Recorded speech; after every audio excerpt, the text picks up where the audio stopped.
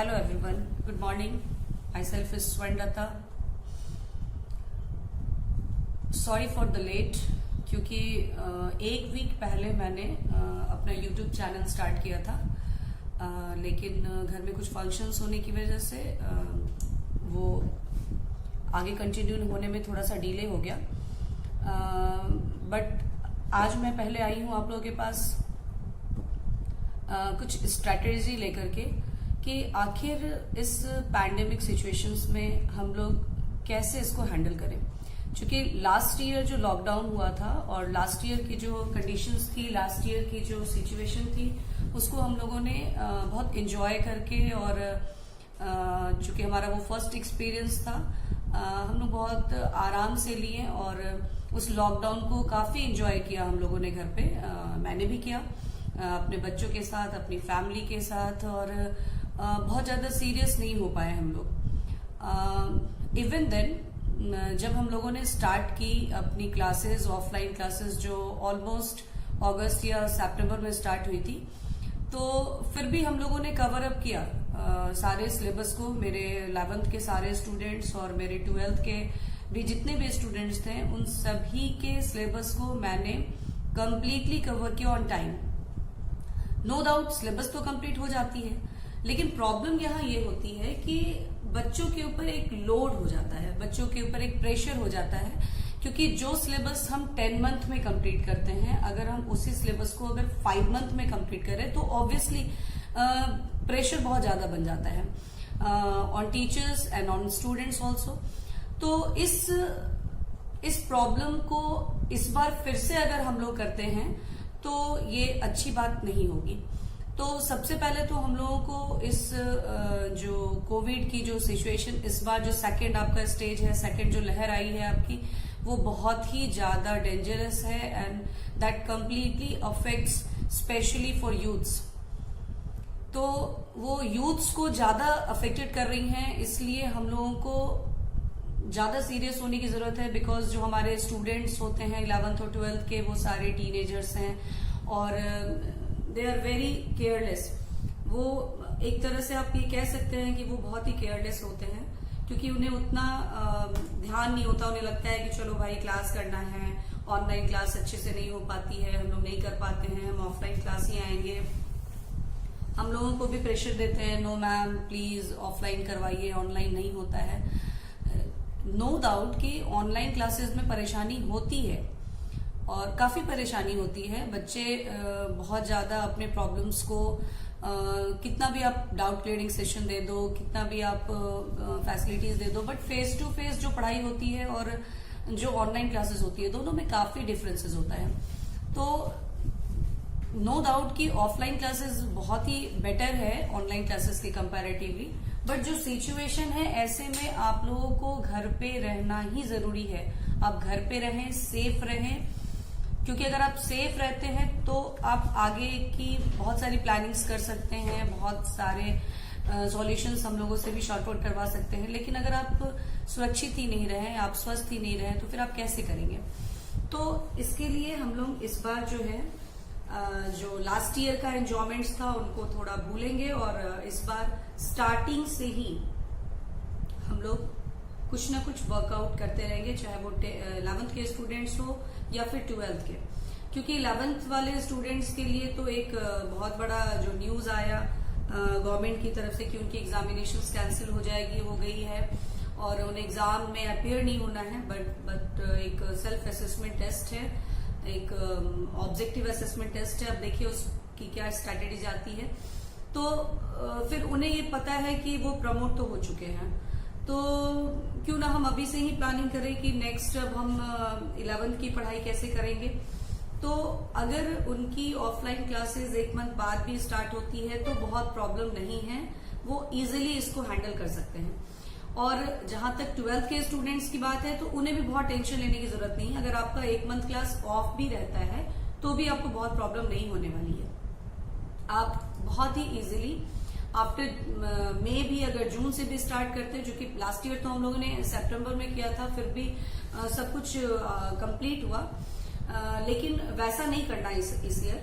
हम लोग किसी भी मेथड से अगर हमारे पास लाइव क्लासेस अगर नेटवर्क प्रॉब्लम देती है तो कोई बात नहीं, हम लोग यूट्यूब पे रिकॉर्डिंग वीडियोस देख सकते हैं, टेलीग्राम पे रिकॉर्डिंग वीडियोस हमारे चले जाएंगे और इन सभी के हेल्प से हम लोग अपनी पढ़ाई को कंटिन्यू ही रखेंगे। And I am with you, मैं आप लोगों के साथ हूँ, एवरी टाइम साथ हूँ।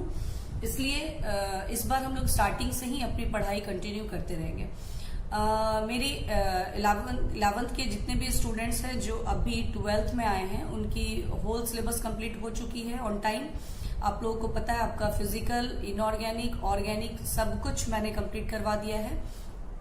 अब हमारे 12th का सिलेबस भी स्टार्ट हो चुका था और हमारा एक चैप्टर ऑलमोस्ट कंप्लीट ही है। बस 1 डे लेक्चर आपकी बची हुई है सॉलिड स्टेट की, जिसका लेक्चर मैं आज ही आप लोगों को सेंड करूंगी। और फिर हमारा चैप्टर 2 स्टार्ट होगा जिसका सीरीज यूट्यूब पे भी जाएगा और जो मेरे स्टूडेंट्स हैं उनके अलावा अदर स्टूडेंट्स भी इसका बेनिफिट उठा सकते हैं। और ये सीरीज तब तक चलेगा जब तक ये पैंडेमिक सिचुएशंस बनी रहेगी, ठीक है। तो हम लोगों को पैनिक होने की जरूरत नहीं है, अभी आप घर पे रहें। ऑलमोस्ट अभी 10 to 15 डेज तो निकलने की बिल्कुल ही जरूरत नहीं है। तब तक हम लोग इसी रिकॉर्डिंग वीडियोस के हेल्प से ही अपने काम को कंटिन्यू करेंगे।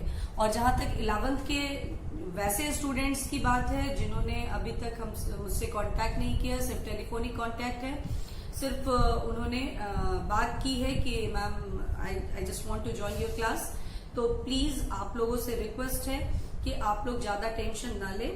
आप लोगों की अगर इस पूरे मंथ भी क्लास स्टार्ट नहीं होती है, जून में भी स्टार्ट होती है, बिकॉज ऑलमोस्ट हर ईयर हमारे जो क्लासेस हैं 11th के जो न्यू बैचेस हैं वो प्रॉपरली जून या जुलाई से ही स्टार्ट हो पाती है। तो अगर आपकी क्लासेस जून में भी स्टार्ट हम करते हैं तो आप लोगों को बहुत ज्यादा टेंशन लेने की जरूरत नहीं है। वो आपका जो सफिशिएंट टाइम है आपके सिलेबस का वो आपको मिलेगा और आपका क्लास भी बहुत इजीली होगा।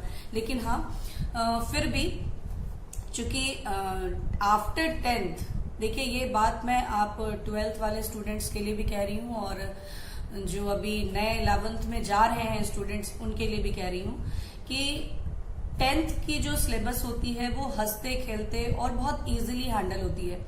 जो बच्चे 10th में टॉपर्स होते हैं, 95% अबव में रहते हैं, उनको बहुत ज्यादा ओवर कॉन्फिडेंस हो जाता है कि अरे हम तो बहुत इजीली सब कुछ कर लेंगे, बहुत आसान है, ऐसा वैसा। लेकिन मैंने बहुत से ऐसे स्टूडेंट्स को देखा है जो ओवर कॉन्फिडेंस में अपने आप को काफी डिटोरिएट कर लेते हैं, क्योंकि आपको शायद नहीं पता हो अभी, बट जब आप अपने सीनियर से या फिर अपने किसी भी टीचर से कंसल्ट करेंगे देन यू विल फाइंड कि 10th के बाद 11th का जो सिलेबस है that is a very great jump. ये एक बहुत बड़ा जंप होता है ऑलमोस्ट जितने भी सिलेबस अभी तक बने हुए हैं। यानी आप जब नर्सरी से पढ़ते पढ़ते अप टू 10th आते हैं तो जो एक सिलेबस का एक जो सीक्वेंस है वो बहुत ही प्रॉपरली बना हुआ है। लेकिन 10th के बाद जब बच्चे 11th में आते हैं तो ये जो जंप होता है, ये जो अचानक सा चेंज होता है स्टडी के लेवल का, वो बहुत ही ज्यादा हेवी है, बहुत ही ज्यादा टफ है। और जो बच्चे इसको बहुत ही इजीली हैंडल कर लेते हैं, मैनेज कर लेते हैं, उन्हें तो कोई परेशानी नहीं होती है, वो बहुत अच्छा स्कोर करते हैं आगे और बहुत अच्छा उनका रिजल्ट भी होता है। लेकिन जो बच्चे इस चीज को नहीं सह पाते हैं, इस चीज को नहीं टॉलरेट कर पाते हैं, उनके लिए बहुत बड़ी प्रॉब्लम आ जाती है। और इसलिए मैं आपको अभी भी कहूंगी जो अभी 10th के स्टूडेंट्स हैं and they are just going to 11th standard, उनको अभी से ही सीरियस होने की जरूरत है। इसलिए आपके लिए भी कुछ बेसिक्स मैं YouTube पे भी डालूंगी और इफ में हमारा टेलीग्राम ग्रुप बन जाता है तो फिर हम उसमें भी आप लोगों को कुछ बेसिक्स आपको देंगे, क्योंकि जब स्टार्टिंग होती है चैप्टर 10th के बाद 11th की और स्पेशली इन केमिस्ट्री, तो इसमें आप देखेंगे कि केमिस्ट्री में बहुत सारे जो बेसिक्स टर्म्स भी जो आते हैं वो काफी बच्चों को परेशान कर देता है। जैसे जो हमारा फर्स्ट चैप्टर है some basic concept of chemistry for class 11, उसमें स्टार्टिंग्स तो बहुत इजीली आती है, what is chemistry, what is matter, their classifications, precision क्या है, एक्यूरेसी क्या है, laws of chemical combinations, Dalton's law of atomic theory, ये सारी चीजें आपके 9-10 की सुनी हुई होती है, आपको बड़ा अच्छा लगता है कि चलो भाई ये तो नॉर्मल सा सिलेबस है।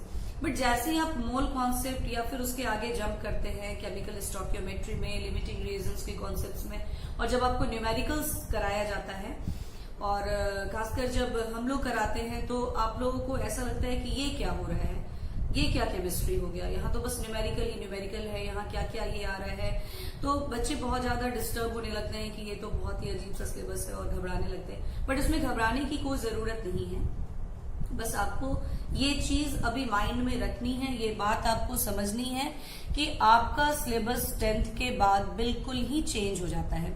और वहां पर आप लोग ये जो सोचेंगे कि नहीं इन अ डे अगर हम 10 मिनट्स भी पढ़ाई कर 2 आवर्स भी पढ़ाई कर लेते हैं, 10 मिनट 15 मिनट एक सब्जेक्ट को अगर पलट लेते हैं तो फिर हमारा काम हो जाएगा, तो ये आपकी गलत सोच होगी।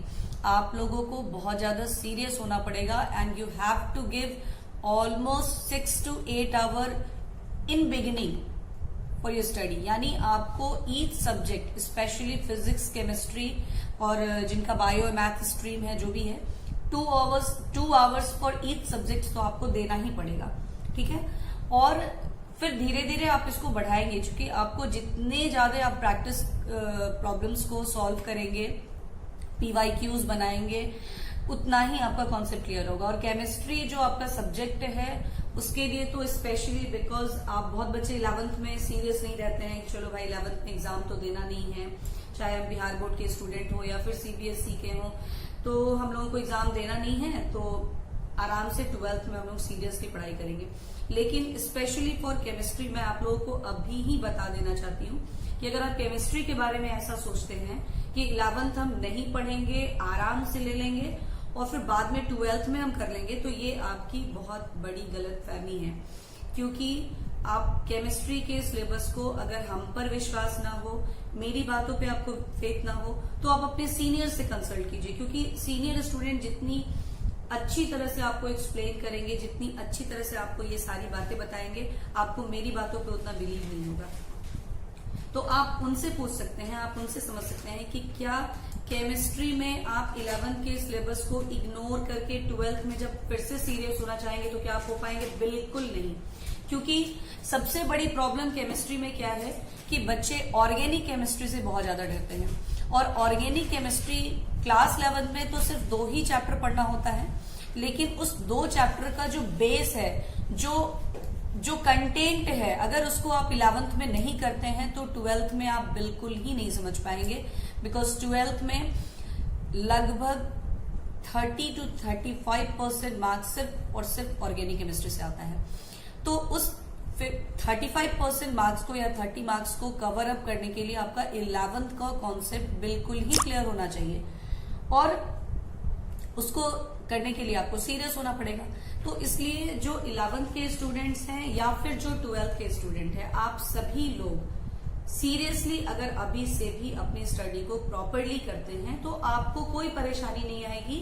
और इस पैंडेमिक सिचुएशन में, इस लॉकडाउन, या अभी तो आप यहाँ लॉकडाउन नहीं बोल सकते हैं, लॉकडाउन तो नहीं हुआ है, लेकिन फिर भी सारे एजुकेशनल इंस्टीट्यूशंस को जो बंद की गई है, तो ये होना भी जरूरी है। क्योंकि अभी आप घर घर देखेंगे कि ये जो कोविड है ये अपना इफेक्ट दे रहा है और लोग पॉजिटिव हो रहे हैं और बहुत डेथ भी हो रही है। तो ऐसे में मैं भी आप लोगों को कहूंगी कि अभी तो फिलहाल आप लोग घर पे ही रहें, और हम लोग किसी न किसी तरीके से अपनी पढ़ाई को कंटिन्यू कर लेंगे, और बहुत ही प्रॉपर तरीके से वो पढ़ाई होगी, आपको कहीं कोई परेशानी नहीं होगी। आप लाइव क्लास चाहेंगे, लाइव क्लास होगी, आप रिकॉर्डिंग वीडियोस चाहेंगे, आपको रिकॉर्डिंग वीडियोस भी मिलेगा। आप डाउट्स को लाइव क्लास में क्लियर कीजिए, रिकॉर्डिंग वीडियोस से सारे कॉन्सेप्ट्स को क्लियर कीजिए, आपका सब कुछ बहुत अच्छे तरीके से होने वाला है। इसलिए टेंशन लेने की कोई जरूरत नहीं है। आपको बस करना क्या है, जो भी मेरे 12th के स्टूडेंट हैं जो कंटिन्यूड हैं, जिन्होंने पढ़ाई की हुई है, उनका चैप्टर 1 कंप्लीट है। आपको करना यही है कि चैप्टर 1 के एनसीईआरटी के जितने भी प्रॉब्लम्स हैं आप उसे सॉल्व करें। आपके पास PYQs मैं कंटिन्यूअसली व्हाट्सएप पे या फिर टेलीग्राम पे भेज ही रही हूँ, आपको मिलता रहेगा। आप उसको कंटिन्यू बनाते रहिए और ऐसे ही चैप्टर वाइज, टॉपिक वाइज आपको क्वेश्चंस मिलते रहेंगे, ठीक है। आप उसको सॉल्व करते चलिए और कभी भी पढ़ाई जो कीजिए उसमें आप नोट्स को पढ़ने के बाद आप अगर आपने किसी साइड बुक को लिया है तो साइड बुक्स को पढ़ने के बाद क्वेश्चन सॉल्व जरूर करिए। जो मैं भेज रही हूँ वो भी कुछ आप खुद से बनाएं, वो भी इस तरह से आप लोग अगर कंटिन्यू इस चीज को करते रहेंगे तो आई एम श्योर कि आप लोगों को कहीं कोई परेशानी नहीं होगी। और आपको माइंड में ये सेट रखना है कि किसी भी तरीके से ये नहीं सोचना है कि इस ईयर 12th वालों का एग्जाम मई से भी एक्सटेंड होकर के और आगे जा रहा है तो हम लोग भी नेक्स्ट ईयर कहीं मई में देंगे या करेंगे। या जो स्टूडेंट बिहार बोर्ड से हैं उन्हें भी बहुत ज्यादा परेशान होने की जरूरत नहीं है कि हम लोग का एग्जाम तो फैब में ही हो जाएगा, कैसे करें। तो हम लोग तो कंटिन्यू ही हैं, हमारा तो जो भी क्लासेस है वो तो कंटिन्यू चल रहा है। हम लोग कहीं भी बैक नहीं है, हमारा सिलेबस बैक नहीं है, हम लोग बिल्कुल अप टू डेट चल रहे हैं और ऐसे ही अप टू डेट चलेंगे। इसलिए आप लोग को परेशान होने की कहीं कोई जरूरत नहीं है।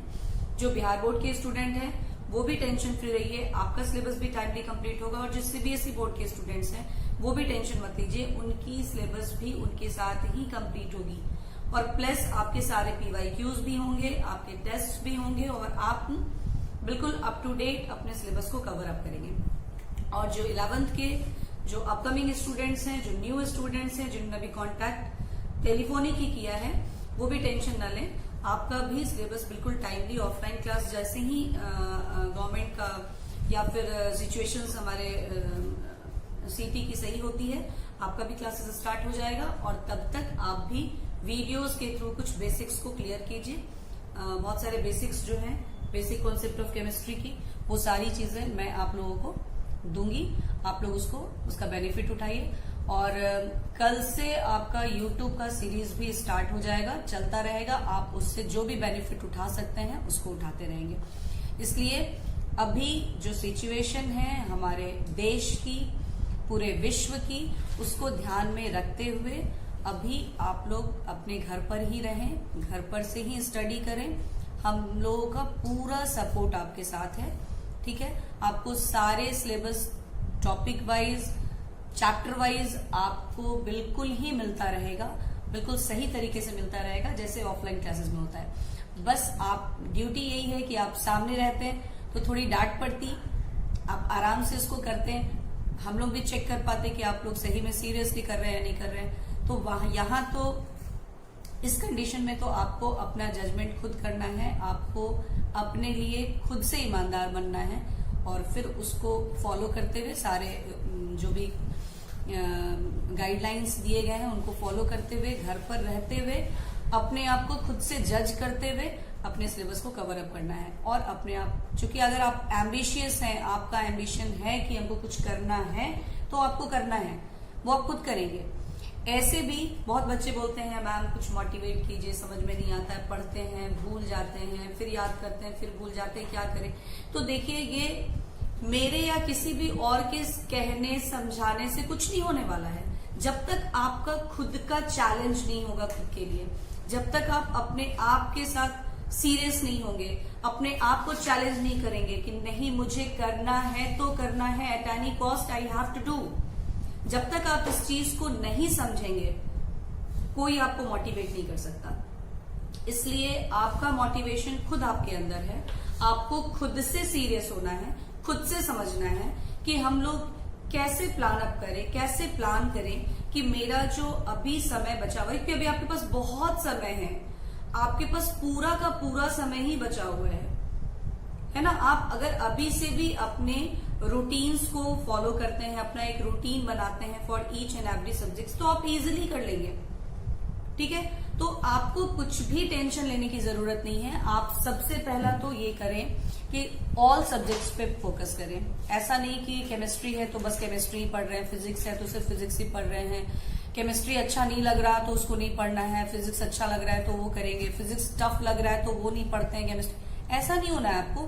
Physics, chemistry, maths, bio, even अगर आपके इंग्लिश या फिर फाइन आर्ट्स या फिजिकल एजुकेशन से, उनको भी वीक में एक बार 2 बार जरूर देखना है। दूसरी बात, आप जो भी चीज पढ़ रहे हैं मेरे नोट्स के थ्रू या कुछ भी, उसके बाद अपना एक सेल्फ नोट बनाना है।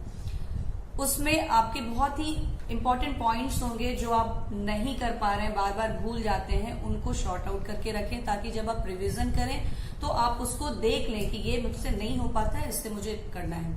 और वीक में एक दिन तो आप पूरे वीकेंड पे आप पूरे वीक का जो पढ़ाई किए हैं या जो कुछ भी स्टडी किए हैं उसका रिवीजन तो जरूर ही करें। उसके बाद जितने भी टॉपिक्स को आप पढ़ते हैं, टॉपिक वाइज आप प्रॉब्लम्स को सॉल्व जरूर कीजिए, क्योंकि वो सबसे ज्यादा इंपॉर्टेंट है। अगर आप प्रॉब्लम्स नहीं बनाते हैं तो आपका सारा पढ़ा हुआ कॉन्सेप्ट भी आपके लिए हेल्पफुल नहीं हो पाएगा, क्योंकि वही आपको हेल्प करेगा आप जब प्रॉब्लम्स को बनाएंगे। केमिस्ट्री का कॉन्सेप्ट तो क्लियर तभी होता है जब आप क्वेश्चंस को बनाते हैं। आपके पास थ्योरी का कॉन्सेप्ट क्लियर होता है, बट जब आप क्वेश्चन बनाने जाते हैं तो आपको लगता है ये क्या पूछ दिया। तो जब आप क्वेश्चन बनाएंगे तो आपको पता चलेगा कि जो टॉपिक हम लोगों ने पढ़ा है उसको हम लोग कैसे सॉल्व करें। ठीक है, तो आपको करना बस इतना ही है कि आपको एक डेली रूटीन बनानी है अपनी। उस रूटीन को आपको एट एनी कॉस्ट हर हाल में फॉलो करना है। घर में कोई रिलेटिव्स आ जाएं, घर में कोई फंक्शन हो जाए, घर में कुछ भी हो जाए, बट आपका ये जो रूटीन है वो आपको हर हाल में फॉलो करना है। ठीक है, दूसरी बात, डेली रूटीन के बाद आप अपना एक सेल्फ नोट बनाएंगे, प्लस आप ऑल सब्जेक्ट्स पे बिल्कुल ध्यान देंगे, और जितने भी टॉपिक्स को पढ़ेंगे उसका प्रॉब्लम आप रोज बनाएंगे। अगर आपका वो टॉपिक 2 दिन में कंप्लीट होता है, आप 2 दिनों के बाद ही, लेकिन उस टॉपिक वाइज क्वेश्चंस को जरूर सॉल्व करेंगे।